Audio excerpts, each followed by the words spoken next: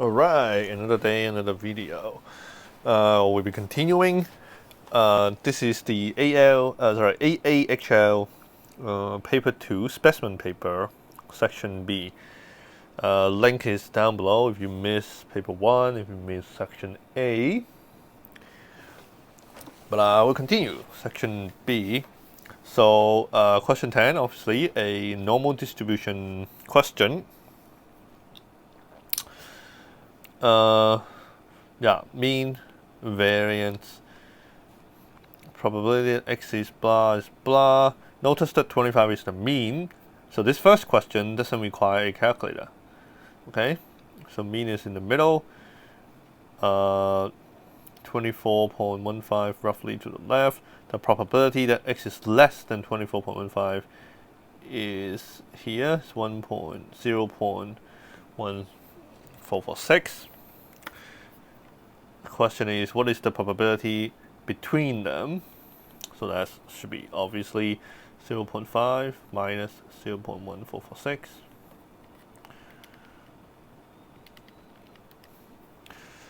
Which should be 0.3554. Okay, next find sigma. So we'll do a standardization. So let's do it with this information.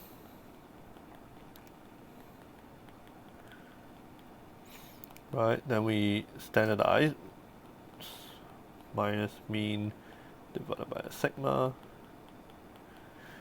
Then we do inverse norm to find a standardized value. Is that what I want? It's not really what I want.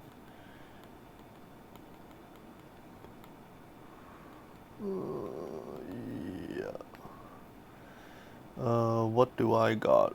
I have the probability. So, 0.1446. The format of this calculator is quite different, I think. Most of you would have a different format. You should be doing something called inverse norm.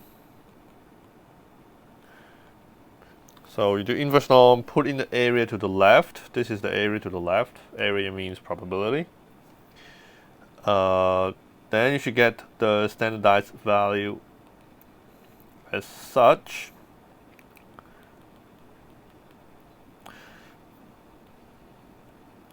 But the mean was 25, right? The mean was 25. So I can easily get sigma. So the calculator I have here is quite different from the normal one, I think. So I think it'll be a lot less valuable showing you that. Maybe it won't. Yeah, it's not very useful. Hence, find the probability that randomly selected thing have a length greater than 26. So probability that x bigger than 26. This is obviously normal CDF. Right, lower bound being 26, upper bound being some huge number. So I won't show you this time because I don't think it'll help too much. My calculator is, that calculator is a bit weird.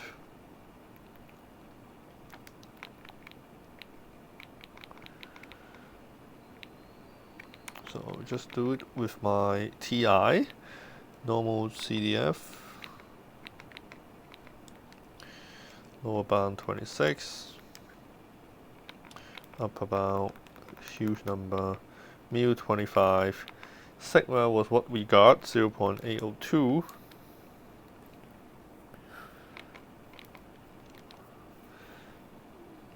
I got 0.10622. So 365 would be 0.106. I'm writing more decimal points because I expect that I will need it in the next parts. Random sample of 10, so binomial distribution. Y is the number of seashells that are longer than 26. So, number of trial is 10. Success probability is the probability that one seashell have a length greater than 26, so it's this. So they call it y. So the expectation of y, you probably know from the formula booklet, is n times p, so 10 times that. So 10 times that is just 1.06, right? Find the probability that exactly 3. For exactly 3, we do binomial PDF. So probability that y is 3. So again, GDC time just be binomial PDF with x being 3, number of trials being 10, success probability being this 0.10622. I should get 0.0655 for 3 sig fig. This time A she-shell is selected, so seems like it won't be the same binomial anymore because now there's only one. So the random have length less than 26. Find the probability that is between this. Hope you catch it. This is conditional probability. So we use the formula A given B. According to the formula booklet, is A intersect B over probability of B. What's the A? A is the thing that they're asking for, so it's this. So is the probability that this is only one she-shell, so this is X. It's following the X probability to 25. Intersect mean N, so this intersect is N. B is the given thing, B is the condition, so it's this, that X is less than 26.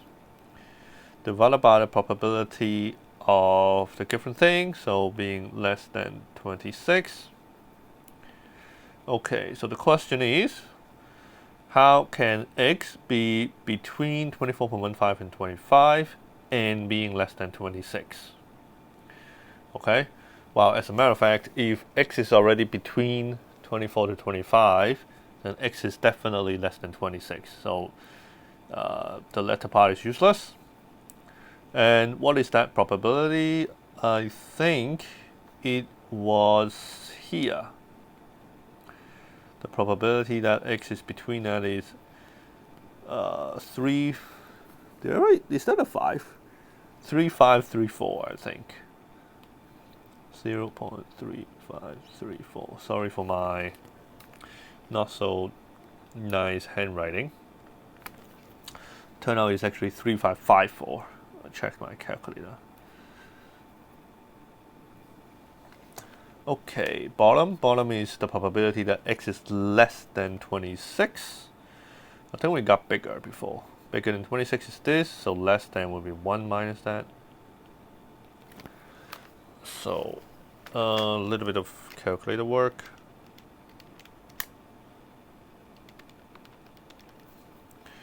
Got me 0.398 for 3 sig fig. Fairly easy. Okay, differential equation. So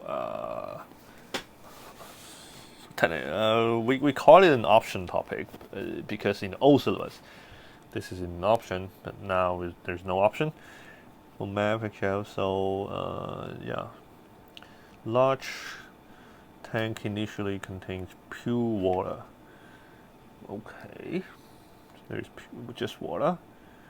Then water containing salt begin to flow into the tank. The solution is kept uniform by stirring. Okay, and leave the tank through an outlet. So there is salt flowing in. There is also liquid going out. X is the amount of salt inside, and T is time. Okay. Dx dt is simply given by this. Okay. That is not very clear.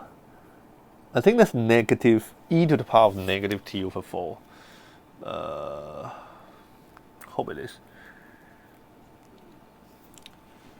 Okay, show that t plus 1 is an integrating factor. So they are already hinting you that you should use integrating factor. Okay.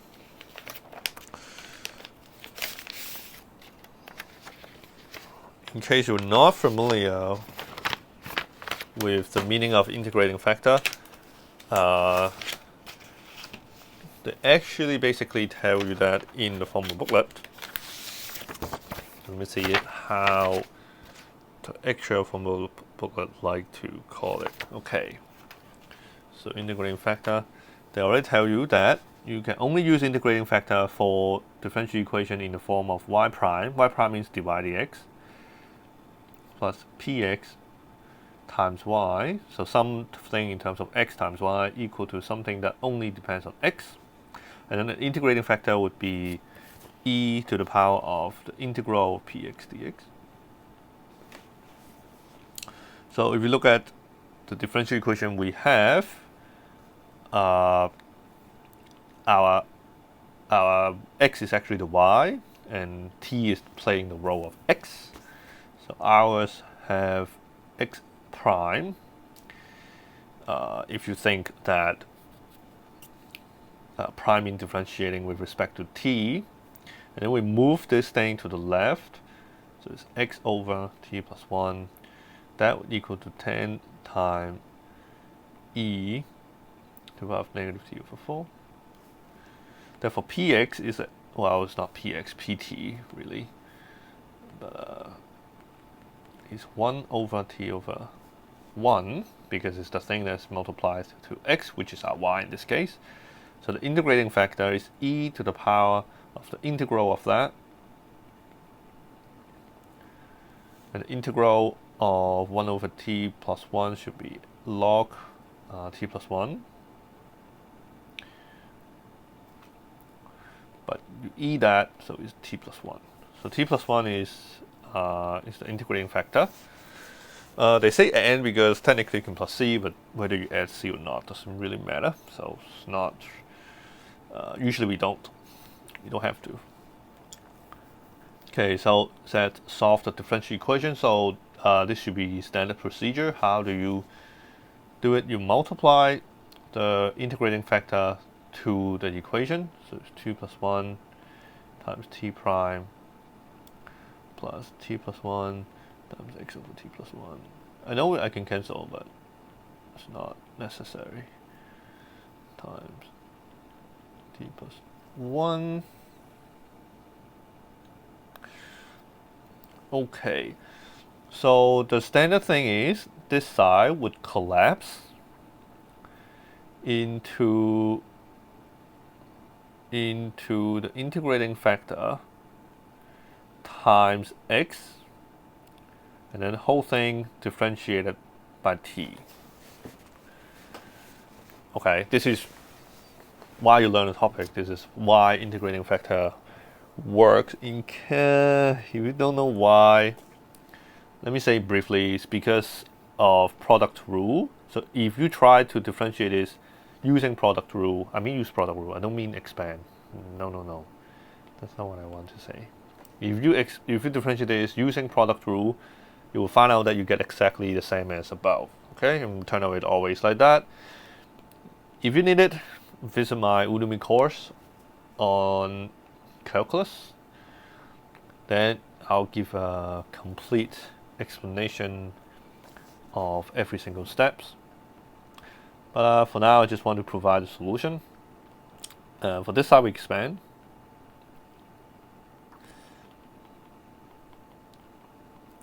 Then t plus 1 times x is just integrating the right.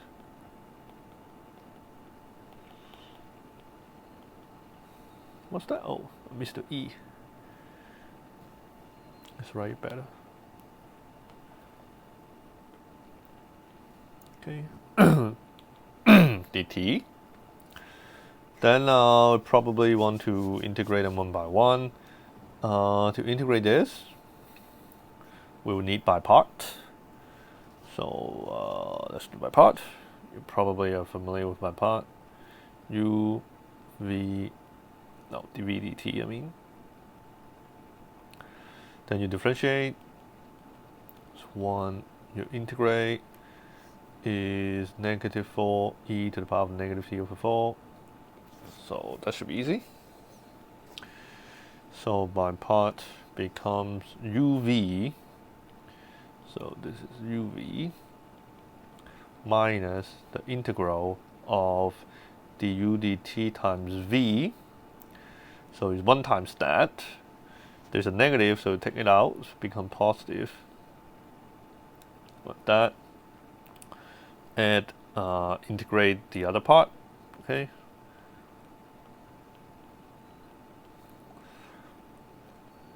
So it's negative 4t e negative t over 4. Integrate this is what? Is minus, you multiply by another 4, so 16. You multiply by 4 because you need to 1 over the coefficient of t, which is negative 1 over 4. And then same thing, 40 e negative t over 4. So overall plus c. So overall there is minus 56 e negative t over 4 plus c, t plus 1, x. Do we need to find c? Seems like they did. So initially there's pure water. That means when t is 0, x is 0. So when t is 0, x is 0. So the left hand side is 0. The right hand side is 0 minus 56 e to the power of 0. So c is 56. Is c 56? Okay, it's not clear that it is. But let's hope I get it right. So put c back in.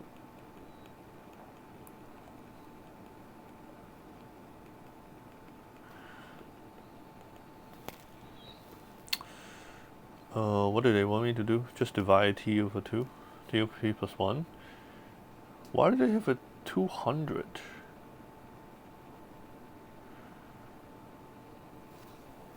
Probably did something wrong.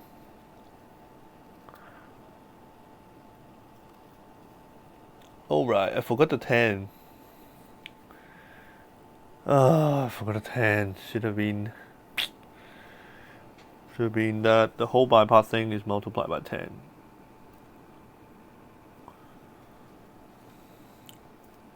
This is minus 40t minus 160 minus 40 is minus, so that's 200. Okay, that makes more sense. So that's a 200. Therefore, this is 200. That would mean c is 200. Okay. Okay. Okay, apologize for the videos. That's not very nice. But you know, sometimes mistakes happens. I hope that shows to you what to do in exam if you realize that you make a mistake. Okay, don't need to. Different ways to deal with it. Don't need to panic. You can probably find a mistake yourself. So it's 200. So to take out 40e, yeah, there's a 200 in front, and then take out minus, take out a 40. Is there a 0 there? Yes, this is also 40, because this is 40. This was 40, so this is 40. So minus 40t negative 4. Then we have t plus 5 over t plus 1. Okay, this should be right. You should, probably pause the video, do the whole thing again for yourself, check that I actually did it right. I think I did it right, because the answer is here. Sets the graph of x versus t. Oh my god. It takes forever to type this. Okay, I'll do it.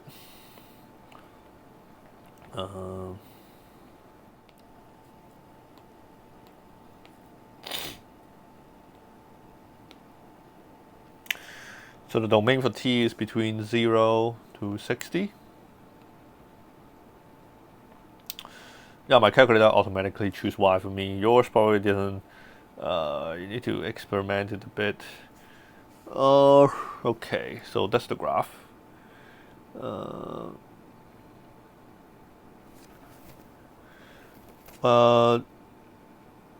Nowadays, the exam want the graph to be quite accurate, so you may want to make the scales a little bit nicer. But for me, I'm just being rough. So if you found the maximum, find the maximum amount of salt and the value of t. So the maximum amount is 14.591 and the time for it to happen is 6.603. Okay. Find the value of t for which the amount of salt is decreasing most rapidly. Technically, decreasing most rapidly means that the derivative is a minimum because it's negative, but the most negative, so it's a minimum.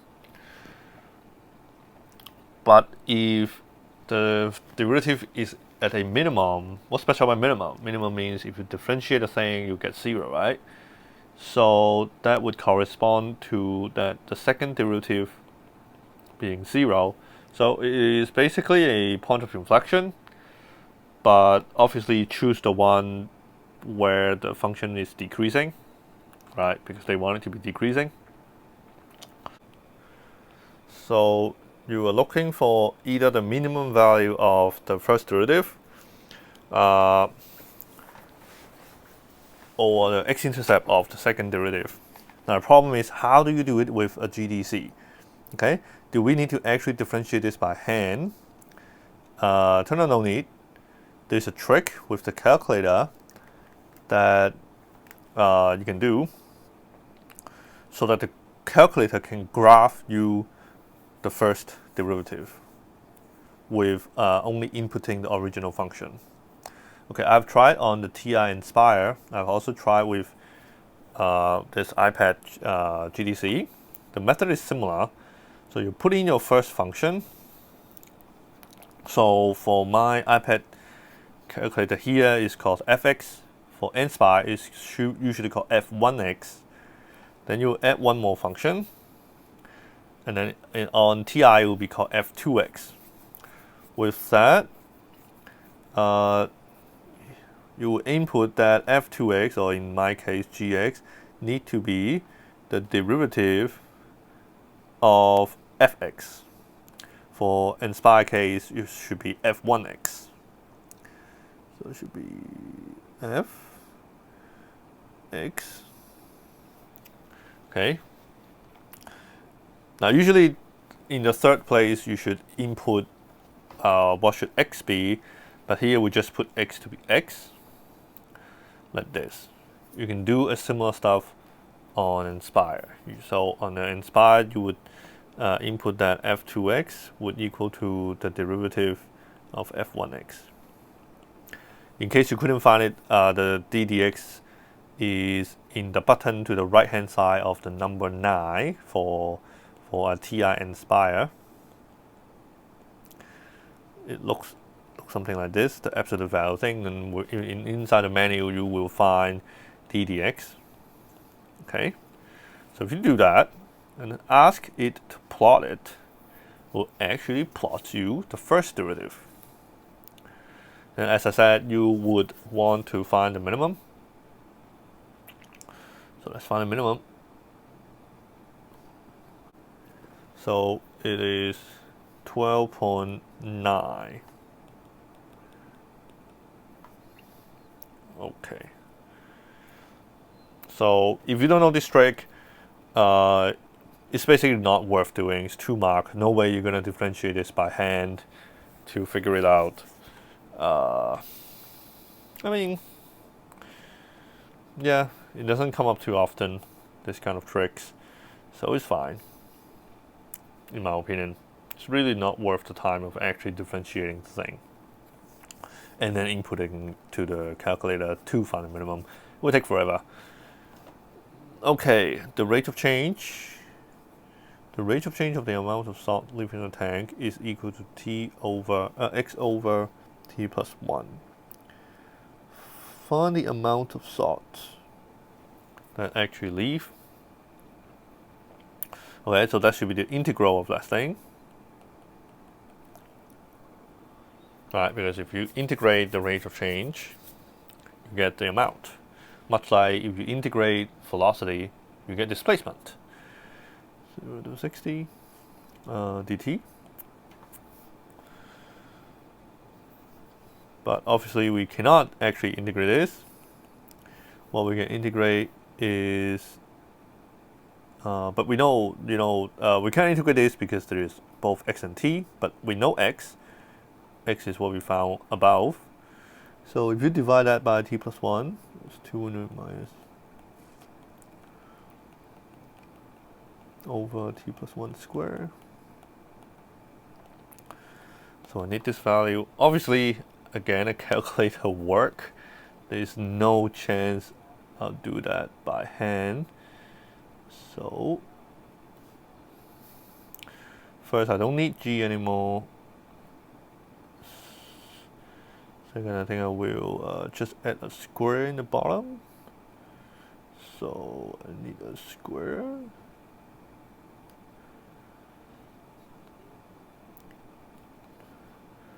Ooh, this doesn't look good. I need it to integrate from 0 to 60, so I think I need to change this to 0 to 60. I hope. Okay, that looks better. Then I need to integrate it. So this should be common. Basically, all calculator can do integration. So is that select lower bound? Should be just similar to what you have. So you just type in 0, upper bound 60. Okay, I get the answer 36.721. So that should be the amount of salt that left the tank.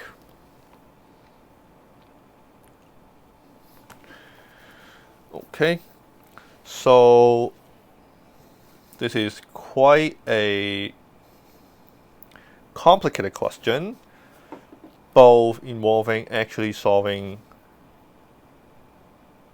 a differential equation using the method of integrating factor, and also a heavy use of GDC. Okay, so take the time to digest it. But I'll go on to the last question of this paper. Let's hope this video won't end up being too long. 12A, so pretty basic trigonometric identity. So left hand side, let's start with left hand side. Cotangent. Oh, by the way, you really should pause the video, try yourself. It's worth practicing doing trigonometric identity. Okay, pause it. And so becoming 3, 2, 1. Tangent. So we have the double angle formula of tangent, but you 1 over it. So it's 1 minus tangent squared theta over 2 tangent theta. Oh, is that the answer already? I shouldn't have to try. Okay, that was easy. Okay. B. What? Verify that blah and blah satisfy the equation. Verify means you just sub it in. Okay. So that square plus 2 cot 2 theta tangent theta minus 1. You should hope that you get 0. So usually if they ask you to show that these two are answers, you probably don't do this. You'll probably solve this yourself and show that you get these two as answers. But if they say verify, then you can just sub in. Because if it's show, you're not supposed to use the answer provided. So it's 2 cot 2 theta was this, right? Let me change color. It's quite unclear. everything jumble up. So tangent, tangent cancel out. The 2 and the 2 cancel out. Is this 0? Yeah, that should be obviously 0. Let's test the other one. Yeah, answer is down below.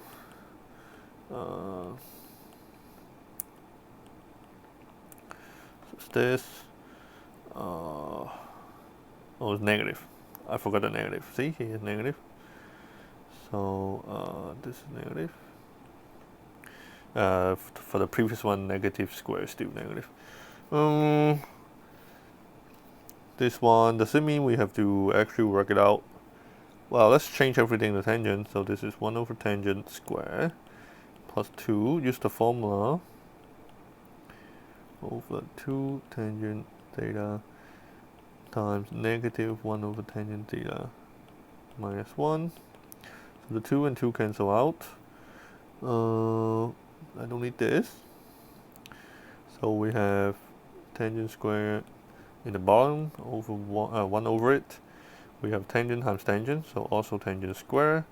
We have a minus, so this is minus. We have this times 1, so it's 1 minus tangent square. Okay. Okay, that's a bit messy. Let me say it again. We cancelled the 2, put the negative in the front, and then we multiply the bottom to bottom and top to top. Okay, so when you multiply the bottom to bottom, you get tangent square. When you multiply the top to 1, you just get that thing. We still have a minus 1 at the back. But if you minus these two together, they have the same common denominator, right? So you get 1 minus 1, and then negative and negative, positive tangent square theta minus 1. So that's obviously also 0. So both of them are solutions.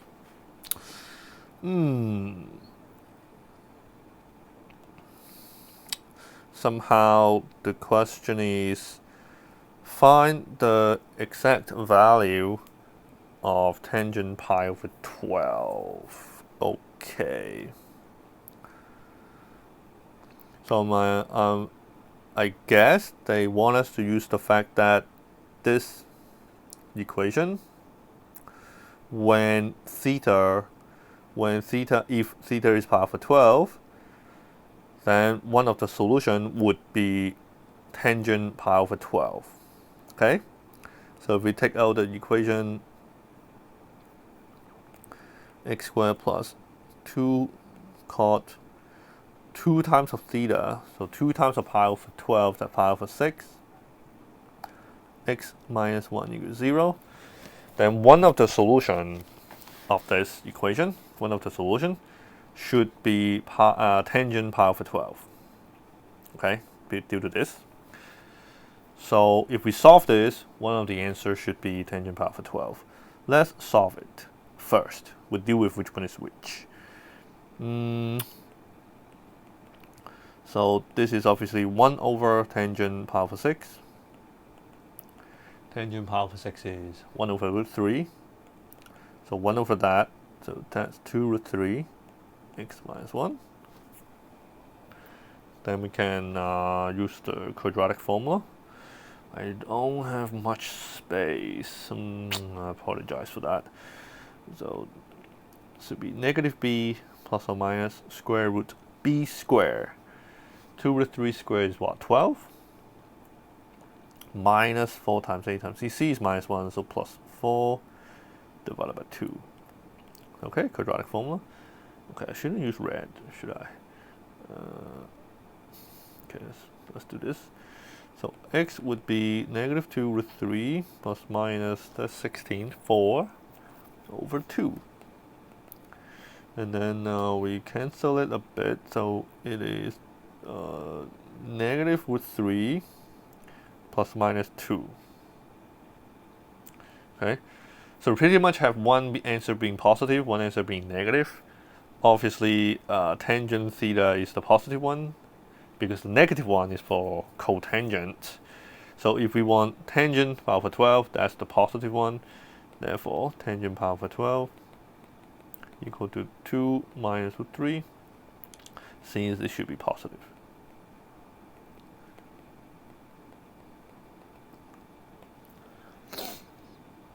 Okay, it's best to explain that. Whew. Use the result of B and C to find this. Okay, that feels like sum of root, because these two are the roots, and they pretty much just add them up, right? Because the root itself was minus, so even though this is minus, that's actually a sum. So this is a sum of root question. Okay. Did I say it out that too fast? Yeah. You should have paused and think, right? I mean, even though if you don't realize it's sum of root, you could have just repeat what we just did. If we can find, you know, when we were finding tangent power for 12, which is this, the other answer is negative cotangent power for 12. So if you just do the same thing, you would have found tangent power for 24 and cotangent power for negative cotangent power for 24 easily, and you can just find them separately and add them up. Okay. So realizing it is a sum of root is not that much of a advantage. Now the real problem is, what would be the equation that have these two numbers as roots? It will be when theta is power for 24. Okay, theta is power for 24. That means we need x squared plus, what was the equation? 2 cotangent 2 theta x, right? Is it plus 1 or minus 1? Minus 1. Minus 1 to be 0. And we'll need theta to be pi over 24.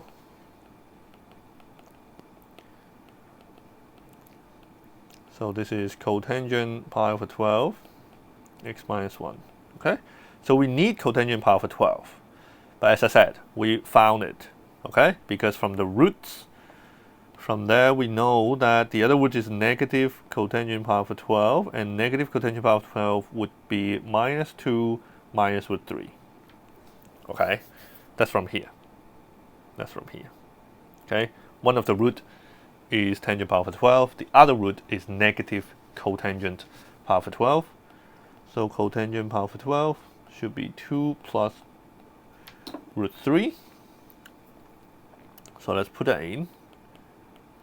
2 plus root 3, x minus 1. So it's actually 4 plus 2 root 3. Okay? And this equation would have, this question would have roots tangent pi over 24 and negative cotangent pi over 24. So that's the sum of root. And we know sum of root is negative b over a, so it's negative b. Because a is 1. That should do it. But as I said, even if you don't know you should just do sum of root, you can just find them one by one and add them up, and then you will realize it's just a sum of root. But it's fine. I mean, it will take maybe 2 more minutes. Yeah. So it would be cool if you can figure it out. That is sum of root. But that's it. That is the whole paper. I hope this helped you. And if it did, please give me a like. Comment down below. What else do you need? What kind of other help you would like to see? I'll try my best to provide them. Also check out my courses in Udemy. You don't have to buy it, but if you need a full, complete course to properly learn the stuff, you should check that out. I'm putting a lot of time making them. So, thanks for watching. See ya.